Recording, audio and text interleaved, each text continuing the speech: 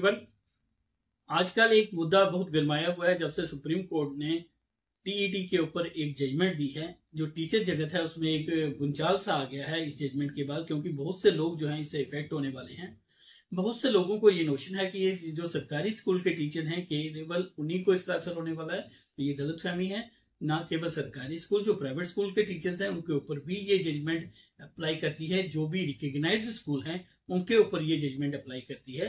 तो ये जजमेंट की जो इम्प्लीकेशन होने वाली है ना केवल प्राइवेट स्कूल के टीचर्स, गवर्नमेंट स्कूल के टीचर्स के ऊपर होने वाली है, बल्कि प्राइवेट स्कूल के टीचर्स भी उतने ही इससे इफेक्टेड होंगे। इससे पहले कि हम ये जाने कि इसकी क्या इम्प्लीकेशंस होने वाली है और खास करके जम्मू एंड कश्मीर के टीचर्स के ऊपर इसका क्या असर होने वाला है, क्या इसको किस तरीके से जम्मू कश्मीर के नजरिए से देखा जाना चाहिए, क्या ये सुप्रीम कोर्ट की जजमेंट जम्मू कश्मीर के टीचर्स को भी इफेक्ट उतना ही करेगी जितना रेस्ट ऑफ इंडिया को करेगी।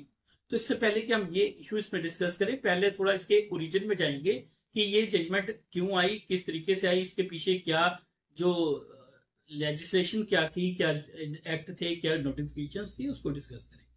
तो सबसे पहले आर्टिकल 21A जो है उसके तहत राइट टू एजुकेशन को एक फंडामेंटल राइट का स्टेटस दिया गया।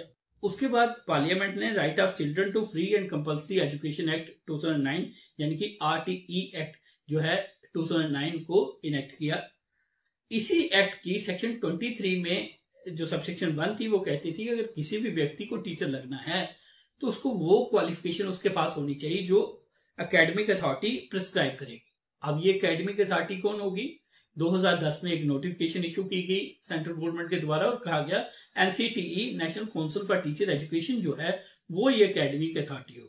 जब उसको नोटिफाई किया गया तो 2010 में पहली नोटिफिकेशन NCTE की आई जिसमें उन्होंने क्वालिफिकेशन प्रिस्क्राइब की। उन टीचर्स के लिए ये क्वालिफिकेशन प्रिस्क्राइब की गई, वो टीचर जो इम्पार्ट करेंगे एजुकेशन उन स्टूडेंट्स को जो चिल्ड्रन है क्लास 1 टू क्लास 8 के।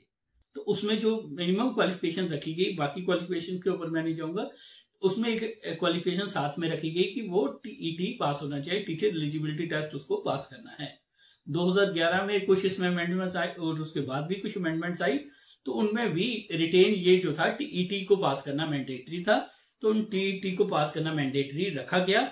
और इसी तरीके से ये जो इशू था उसके बाद सुप्रीम कोर्ट में भी पहुंचा, लेकिन इसके बीच में 23(2) जो थी सेक्शन, उसका सेकंड प्रोविजो ऐड किया गया जिसमें ये अमेंडमेंट लाई गई और कहा गया कि जो भी लोग 31 मार्च 2015 पे टीचर लगे हैं उनको अगर उन्होंने मिनिमम क्वालिफिकेशन हासिल नहीं की है जो सबसेक्शन 1 में प्रिस्क्राइब की गई है, तो उनको 4 साल का टाइम दिया गया 2015 से, जो कि 2019 में खत्म होना था। 1 अप्रैल 2019 को खत्म होना था। और इसके बाद जो 1 अप्रैल 2019 के बाद सेंट्रल गवर्नमेंट ने एक चिट्ठी भी निकाल दी जिसके तहत ये कहा गया कि जो भी मिनिमम क्वालिफिकेशन नहीं अचीव कर रहे हैं, यानी कि जिसमें से एक TET भी था, TET पास करना जरूरी था, जो TET पास नहीं किए हैं उनको जो है गवर्नमेंट नौकरी से निकाल दिया जाए, उन टीचर्स को नौकरी से निकाल दिया जाए। वो टीचर लगने के एलिजिबल नहीं है अगर वो TET पास नहीं है।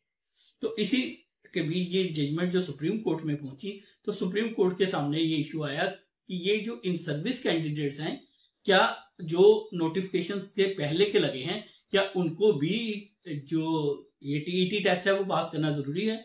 तो सुप्रीम कोर्ट ने सारे लॉ को समराइज करते हुए ये कहा कि प्रमोशन जो होती है, अपॉइंटमेंट केवल इनिशियल अपॉइंटमेंट नहीं होती, जब आप प्रमोशन लेते हैं दैट इज आल्सो अपॉइंटमेंट। तो सुप्रीम कोर्ट ने कहा जितने भी इन सर्विस कैंडिडेट्स हैं उनको जब प्रमोशन लेनी है तब तो ये पास करना ही करना है TET, क्योंकि प्रमोशन इज एन अपॉइंटमेंट। तो जब भी आपको अपॉइंटमेंट लेनी है तो TET आप पास होने चाहिए, इसलिए प्रमोशन के टाइम तो आपको TET पास करना ही है। साथ ही साथ सुप्रीम कोर्ट ने यह कहा कि जितने भी इन सर्विस कैंडिडेट्स हैं irrespective of length of their service, वो जितने भी हैं उन सभी को जो TET पास करना पड़ेगा। अगर वो TET पास नहीं करते हैं तो इसके कॉन्सिक्वेंसेस भी सुप्रीम कोर्ट ने बताए। उन्होंने कहा कि अगर उनकी लेंथ ऑफ सर्विस इतनी है कि वो टर्मिनल बेनिफिट्स को एंटाइटल्ड हैं, जैसे कि आपकी पेंशनेबल जॉब हो चुकी है तो आप पेंशन के हकदार हैं, या और भी कोई जो टर्मिनल बेनिफिट्स आपको जिसके आप एंटाइटल्ड हैं वो आपको मिलेंगे। अगर आप उसके एंटाइटल्ड नहीं है तो वो आपको नहीं मिलेंगे और आपको जो सर्विस से बाहर कर दिया जाएगा अगर आप TET पास नहीं करते। तो इसका बहुत बड़ा इम्पैक्ट होने वाला है टीचिंग कम्युनिटी के ऊपर, जो TET पास जिन्होंने नहीं की है उनको अगर वो टीईटी पास नहीं करते हैं तो उनको नौकरी से निकाल दिया जाएगा, एक चीज। और दूसरा, जो उनको प्रमोशन भी नहीं मिलेगी। लेकिन आप, जैसे कि मैंने आपको पहले बताया कि गवर्नमेंट की जो अमेंडमेंट थी उसके मुताबिक 2015 से 4 साल दिए गए, 2019 में वो पीरियड खत्म हो गया।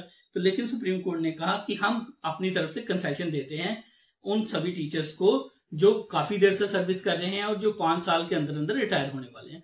सुप्रीम कोर्ट ने कहा वो टीचर्स जो 5 साल के अंदर सुपरएनुएट होने वाले हैं, रिटायर होने वाले हैं, तो उनको टीईटी टेस्ट पास करना एलिजिबल नहीं होगा, वो नौकरी कर सकते हैं। लेकिन अगर वो प्रमोशन सीख करते हैं, इन दैट सिनेरियो उनको भी टीईटी पास करना पड़ेगा। बिना टीईटी पास किए वो प्रमोशन के हकदार नहीं होंगे, चाहे उनकी सर्विस के सिर्फ 5 साल ही क्यों ना बचे। और साथ ही साथ मैंने आपको बताया कि 2019 में मिनिमम क्वालिफिकेशन एक्वायर करने का टाइम खत्म हो चुका था। तो कोई भी व्यक्ति जिन्होंने 2019 तक टीईटी पास नहीं की थी, उनको 2 साल का समय सुप्रीम कोर्ट ने अपनी तरफ से दिया। In exercise of powers under article 142 Supreme Court ने कहा कि उनको 2 साल के अंदर अंदर वो टीईटी टेस्ट पास करना है। अगर वो टीईटी टेस्ट पास नहीं करते हैं तो उनको जो है नौकरी से निकाल दिया जाएगा। साथ ही साथ 62 में इलेबोरेटली तो सुप्रीम कोर्ट ने डिस्कस नहीं किया, लेकिन 62 में सुप्रीम कोर्ट पैरा 4 जो है नोटिफिकेशन ऑफ 2010 का हवाला देती है, जो कुछ कैटेगरीज ऑफ एम्प्लॉइज को एग्जम्प्ट करती है फ्रॉम हैविंग मिनिमम क्वालिफिकेशन। इसके ऊपर सुप्रीम कोर्ट की जजमेंट साइलेंट है। ये जो सुप्रीम कोर्ट की जजमेंट है, क्या वो एक्सक्लूजन क्लास जो एक्सक्लूडेड है उनको भी कवर करती है या नहीं। लेकिन अगर आप पूरा इसको समझे तो ये सुप्रीम कोर्ट की जजमेंट जो मेरे पर्सपेक्टिव से है, वो सिर्फ उन्हीं लोगों को है जिनको क्लास 4 एक्सक्लूड नहीं करती है, उनको टीईटी पास करना जरूरी है। क्योंकि जिस नोटिफिकेशन को सुप्रीम कोर्ट ने इंटरप्रेट किया है, उसका पैराग्राफ 4 ही जो है खुद कहता है कि कुछ कैटेगरीज के लोग जो हैं वो एग्जम्प्टेड रहेंगे, उनको जो है वो टीईटी टेस्ट पास करना जरूरी नहीं है। और यही जो क्लास है वो फिर जेएंडके के पर्सपेक्टिव में भी आ जाती है कि इसको जेएंडके के पर्सपेक्टिव में कैसे इंटरप्रेट किया जाएगा। तो इससे पहले मैं जेएंडके के पर्सपेक्टिव में इसको इंटरप्रेट करूं और 23(2) का जो सेकंड प्रोविजन है उसको इंटरप्रेट करूं, तो उस ये जो हम देखेंगे ये क्लास किन किन को एग्जम्प्ट करती है, वो कौन से टीचर्स हैं जिनको टीईटी पास करना जरूरी नहीं है और जो भी मिनिमम क्वालिफिकेशन प्रिस्क्राइब्ड है वो जो है वो पास करना जरूरी नहीं है। पहली कैटेगरी है जो 2010 की नोटिफिकेशन से पहले लगे हैं नौकरी में, लेकिन 3 सितंबर 2001 के बाद, जो 3 सितंबर 2001 को लगे हैं या उसके बाद लगे हैं, लेकिन 23/8/2010 से पहले लगे हैं, जो in accordance with regulations of 2001। अब ये रेगुलेशंस कौन सी थी? एनसीटीई ने पहले, इससे पहले जब ये आरटीई एक्ट आया उससे पहले भी एक रेगुलेशन 2001 में इशू की थी, जिसमें उन्होंने क्वालिफिकेशन प्रिस्क्राइब की थी टीचर्स की, क्या क्वालिफिकेशन होनी चाहिए अगर वो टीचर लगना चाहते हैं। तो जो उन रेगुलेशन के मुताबिक लगे हैं, जो मिनिमम क्वालिफिकेशन उसमें फुलफिल करते हैं, और वो 3 सितंबर 2001 के बाद लगे हैं, लेकिन इस नोटिफिकेशन 23/8/2010 से पहले लगे हैं, वो क्लास ऑफ कैटेगरी के लोगों को टीईटी पास करना जरूरी नहीं है। लेकिन उसमें फिर से एक कंडीशन रखी गई है, लेकिन अगर वो क्लास 1 to क्लास 5 को पढ़ाते हैं और उनके वो बीएड हैं या बीएड इन स्पेशल एजुकेशन है या डीएड है स्पेशल एजुकेशन में, तो उनको 6 मंथ का एक special programme in elementary education करना है, जो प्रिस्क्राइब्ड बाय एनसीटीई होगा, तो रिकॉग्नाइज्ड बाय एनसीटीई होगा। तो इस तरीके से पहली कैटेगरी जो एग्जम्प्ट है टीईटी से, पैराग्राफ 4 जो नोटिफिकेशन का उसके तहत वो आ गया, जो 3 सितंबर 2001 के बाद लगे हैं, लेकिन 23/8/2010 से पहले लगे हैं, और वो उस क्वालिफिकेशन को प्रिस्क्राइब करते हैं जो 3 सितंबर 2001 में एनसीटीई ने इशू की थी। In accordance with those regulations लगे हैं, उनको टीईटी पास करना जरूरी नहीं है। अब दूसरी जो क्लास इन्होंने जिनको टीईटी से और बाकी मिनिमम क्वालिफिकेशन से एग्जम्प्ट किया है, वो है जो टीचर क्लास 1 to 5 को पढ़ा रहे हैं और उनकी बीएड क्वालिफिकेशन है, उसके साथ साथ जिन्होंने 6 मंथ का स्पेशल बेसिक टीचर कोर्स किया है। अगर किसी ने जो क्लास 1 to 5 को पढ़ा रहे हैं, लेकिन साथ साथ उनकी बीएड क्वालिफिकेशन है, अगर वो 6 मंथ का बेसिक टीचर कोर्स करते हैं अप्रूव्ड बाय एनसीटीई, उनको भी टीईटी जो है वो पास करना अनिवार्य नहीं है, उनको कोई जरूरत नहीं है पास करने की। और जो तीसरी क्लास है वो है जो भी टीचर 3 सितंबर 2001 से पहले अपॉइंट हुए हैं, in accordance with the recruitment rules. अगर 3 सितंबर 2001 से पहले कोई भी टीचर अपॉइंट हुआ है in accordance with recruitment rules, तो वो उनको बिल्कुल भी मिनिमम क्वालिफिकेशन जो ले डाउन की गई है जनरली, जिसमें से एक टीईटी भी है, वो पास करना जरूरी नहीं है।